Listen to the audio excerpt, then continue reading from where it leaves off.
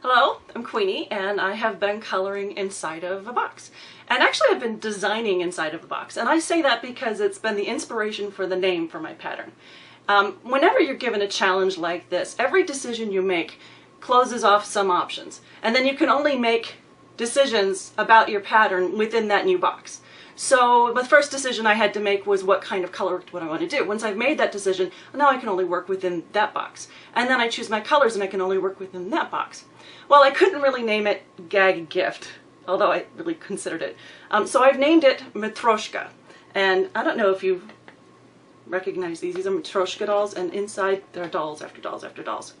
So I want to talk to you about the decisions I made for this design.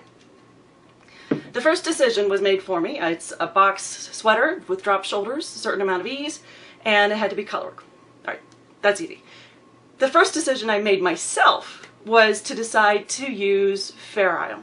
And there's a reason why I decided to use Fair Isle. First of all, I really enjoy working Fair Isle. Second of all, recently I figured out how to use to create the weaving I like of the floats in the back.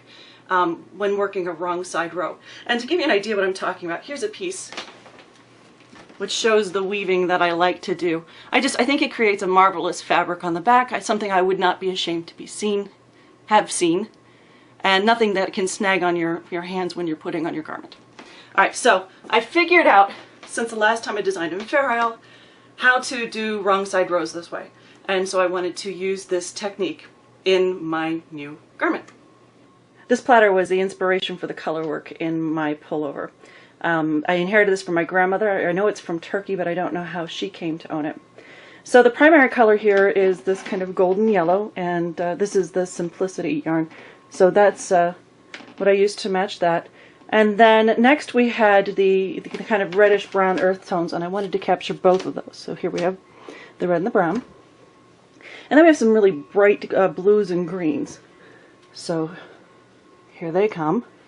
And then finally, black to do the Fair Isle work on top of the remaining colors.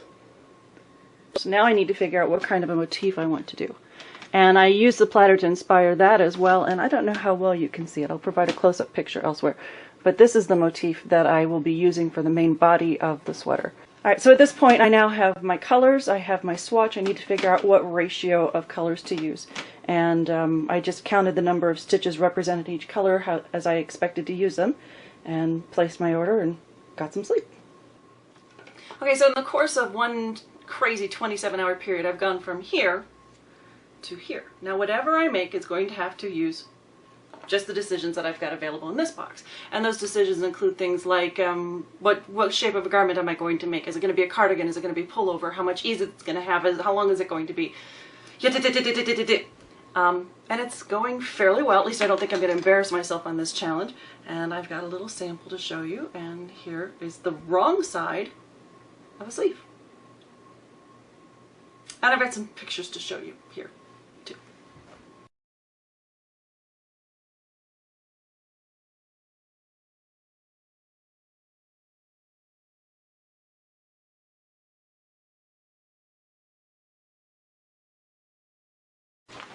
And you know the really cool thing about all this is? I have no idea what's going to be on the inside of this Matryoshka doll. I don't know if it's going to be good or not. I don't know if I'm going to look at it and say, but I can't wait to find out.